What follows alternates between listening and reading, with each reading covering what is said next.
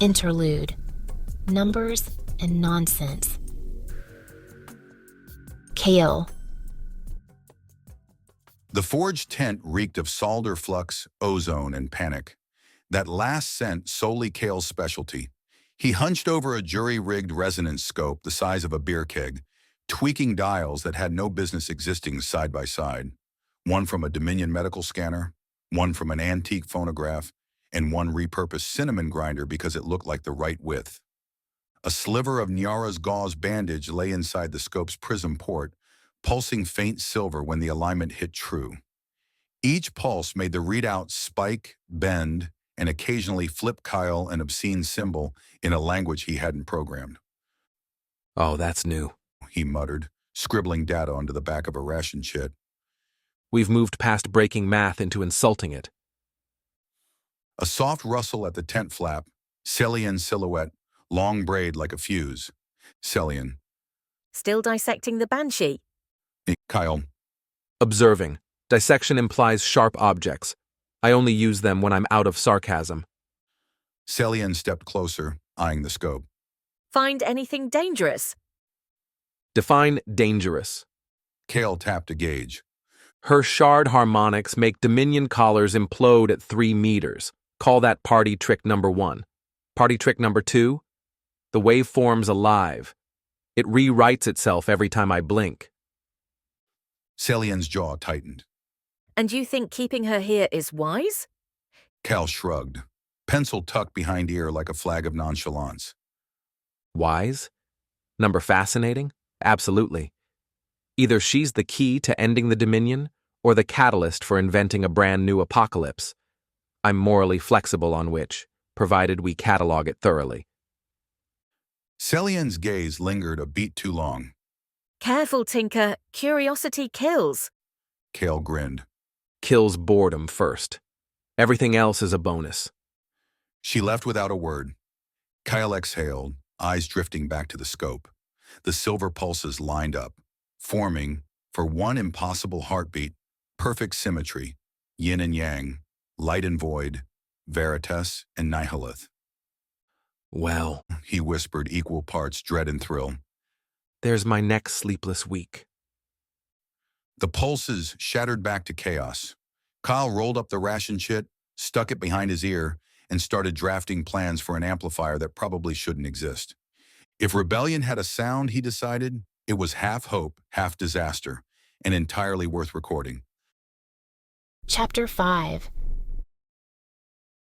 Blades and Breath. New Rules of Engagement. Morning in Lunaris tasted like wood smoke and bruised ribs. Nyara stretched, wincing at every muscle Selienne's training had cheerfully abused the day before. Outside the barracks, a handmade sign dangled from a spearhead. Daily schedule. Nola kusisata, pain, 0800, regret. 0900, breakfast, optional. 0930, more, pain. 1100, planning to overthrow a monarchy. Tyson Haromezer, nap. Nyara smirked, Kyle's handwriting obviously. She stepped into the sparring yard.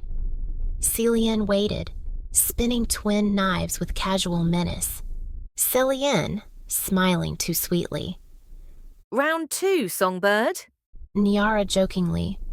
Do I get body armor this time? Only your wits. Selienne tossed her a practice dagger. I recommend sharpening them. Steel meets song. They circled. Nyara counted Selienne's blinks, cataloged her footwork like beats in a bar. Left, slide, pivot, strike. Metal rang. Nyara parried, momentum jarring up her arm. Selienne raised an eyebrow. Better. Nyara shrugged. You telegraphed the wrist. Sorry. Was that a trade secret? Selienne attacked harder. Spectators ringed the circle. Lise, Kyle, with fresh bruises from some explosion. Half a dozen rebels placing quiet bets. Riven leaned against a post, arms folded, face impassive. Nyara's heart skipped for reasons having nothing to do with fear. Another clash. Selienne fainted high, swept low, and Nyara stumbled backward. Instinct flared. A note surged in her throat. No, control it. She exhaled through clenched teeth, shaping the vibration into a hum inside her mouth. The practice dagger glowed faint silver. She parried with impossible precision, sending Selienne's knife flying. Gasps erupted around the ring. Selienne glared, cheeks flushed. Cheating? Kyle, grinning. Innovation. Riven's mouth twitched, half a smile quickly buried. Selienne retrieved her knife, bowing stiffly. Again tomorrow. Nyara nodded, adrenaline buzzing. As the crowd dispersed, Riven approached. Riven. You muted the Veil song. Controlled it. Nyara wiped sweat from her brow. Barely. Barely is the difference between victory and a crater, He said. Good work. Compliment delivered, he started to turn away. Classic Riven escape. Nyara caught his wrist. Electricity, or maybe static, jolted between them. Nyara, quiet. Yesterday you said killer. Today you trust me with blades. So, which is it? He studied her grip, expression unreadable. Both. Or neither, if you break my training dummies again. Nyara laughed, a real startled laugh.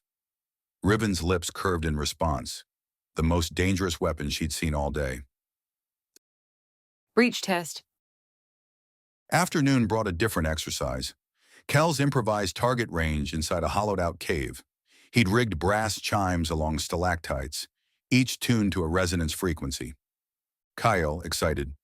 Sing, and the right note vaporizes a collar dummy. Wrong note, and the roof collapses. Easy. Nyara blinked and said jokingly out loud. Your pep talk needs some work. Liz handed her earplugs. For us, not you. Good luck. Nyara centered herself, focusing on a single chime etched with the Dominion crest. A memory sparked, torches bursting in Pennant Square. She inhaled, letting the shard's energy rise. She sang, soft, controlled. The etched crest shattered, collar dummy imploding in a puff of dust. No cave-in. Kale whooped. Riven, watching from the back, exhaled. Relief he'd never admit. Selienne folded her arms, face unreadable, but eyes like cold fire. Fireside fallout. That night, rebels gathered around stew buckets. Cal recounted Nyara's cave triumph with bombast. Liz played along on a battered lute, turning it into a ballad titled Shatterheart Song. Nyara blushed, throwing a bread crust at Kale. Kyle, you Wound me. Nyara. Just wait until you taste revenge. Laughter spilled, the kind that stitches bruises closed. Across the fire, Riven watched her beneath lowered lashes. When their gazes met, heat coiled low in Nyara's stomach, equal parts thrill and alarm. She tore her eyes away before Selienne's glare could slice the night in two. Whisper of the Veil. Post-curfew, Nyara slipped to the Veil chamber again, curiosity outweighing common sense. Mist pulsed slower tonight, like a massive creature sleeping. She hummed one tentative note. The mist shifted, forming a half shape, an outline of a woman with silver hair. Nyara's breath hitched. Mother. The shape flickered and another presence pressed at the edge. Darker, hollow. Nyara stumbled back, head ringing. Footsteps. Riven appeared in the doorway, sword sheathed but ready. What did you see? Nyara's voice broke. Too much. He offered his hand. She took it, and for a moment the shard inside her steadied, its pulse matching his heartbeat through their joined palms. Interlude. Blackbird's Bargain. Valen. The Dominion safe house was a rented wine cellar beneath Erenmere's upscale quarter, because nothing says conspiracy like overpriced Pinot and the faint aroma of mold. Valen adjusted the collar of his threadbare coat, tapping a tiny mirror sigil embedded in his cuff. The glass shimmered, cloaking his outline in faint distortion. Enough to fool casual eyes, not enough to hide sweat. A Dominion liaison appeared at the end of the aisle, flanked by two silent troopers. Polished armor, bored expressions, classic. Liaison. You're late, Fox. Valen, shrugging. Fashionably, oppression looks better when the talent makes an entrance. She slid a crystal chit across a barrel. Asset movements. Rebel supply routes. Payment upon confirmation. He flipped the chit between his fingers, pretending casual. Inside, his gut twisted. He wasn't selling the rebels, just breadcrumbs. Enough to keep the Dominion looking in the wrong direction. That was the plan. Mostly. You do realize, She said. if you double deal, we will staple your tongue to the city gate. Already tried. Valen quipped. Didn't stick. Too much charm. One trooper chuckled, earning a glare from the liaison. Last question. She added. The girl, the singer, is she with Riven's camp? Valen's pulse stumbled. He offered a slow, infuriating smile. Who? The liaison frowned, slid a second chit across. Find out. Next meeting, 48 hours. Bring something real, or bring a shovel. Valen pocketed both chits, tipped an imaginary hat, and melted into the cellar shadows. Outside, night air hit him like judgment. He inhaled, exhaled, and muttered. Congratulations, Blackbird. You're officially spying on yourself. A flutter of wings overhead, real blackbirds perched on a broken archway. Valen grinned up at them. Keep an eye on me, would you? They stared back, unimpressed.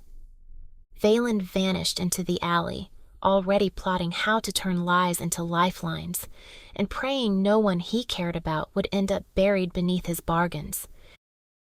Chapter 6. Traitor's Kiss. Lunaris awoke sticky and overbright, like a smile hiding cracked teeth. Nyara felt it in her bones, a hush before thunder. Kale felt it too. His workshop explosives alarm kept tripping. By accident, Lys murmured half-remembered prayers in a language older than the veil. Selienne sharpened blades that were already razors. And Riven? Riven watched the tree line the way a wolf studies snowfall, calculating when it would turn to avalanche. Mid-morning, Valen jogged into camp breathless, waving a scrap of parchment. Valen, puffing. Supply cache 2 clicks east. Undefended, ripe for the taking. Kyle squinted. Since when does the Dominion leave bread on the windowsill? Since they're arrogant. Valen said, flashing that crooked grin that made people forget he was definitely up to no good. Riven's jaw twitched. Recon first. Nyara, Kale, Valen. You're with me.